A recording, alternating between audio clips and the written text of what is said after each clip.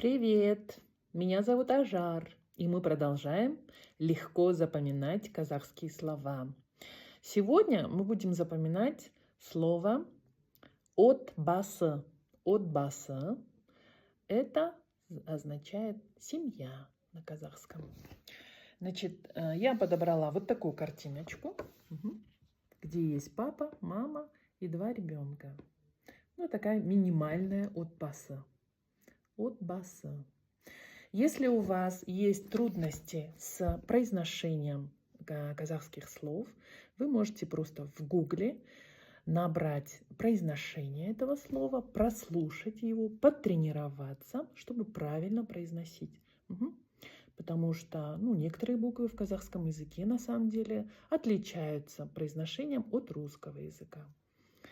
Вот. А мы начинаем составлять предложение со словом отбасы. Я думаю, что у каждого человека должен быть отбасы. Отбасы в Казахстане и для казаха это очень святое понятие. В каждом хорошем отбасы, я думаю, поддерживается очень хорошие, теплые, дружеские отношения. Отношение к своему отбасы и членам отбасы показывает уровень культурного развития самого человека.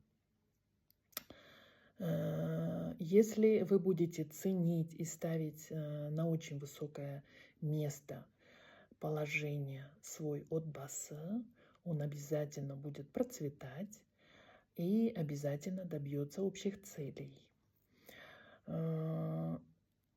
Раньше у казахов были в досоветские времена большие, многочисленные отбасы. Потом в советское время были малочисленные отбасы. А сейчас идет тенденция к увеличению количества отбаса в отбаса. Значит, для того, чтобы жить гармонично, у каждого человека, каждый человек должен постараться создать хорошие отбасы.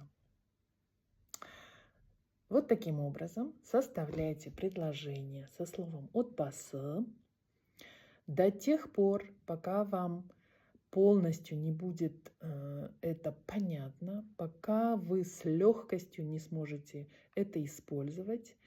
И самое главное, пока вы на всю жизнь не запомните это слово. И вам не нужно будет напрягаться и вспоминать, как же на казахском слово звучит семья. Отбасы. Поэтому, если нужно, делайте много повторений, много предложений. Иногда в моем случае, но это только в моем случае, у вас может быть по-другому.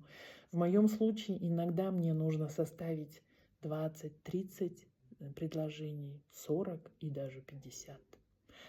Поэтому я не говорю точное количество составленных предложений, но самое главное, составляйте предложение до тех пор, пока оно полностью не сядет в ваш мыслительный процесс, и пока вы не будете уверены, что вы никогда это слово не забудете. Поэтому желаю вам успехов.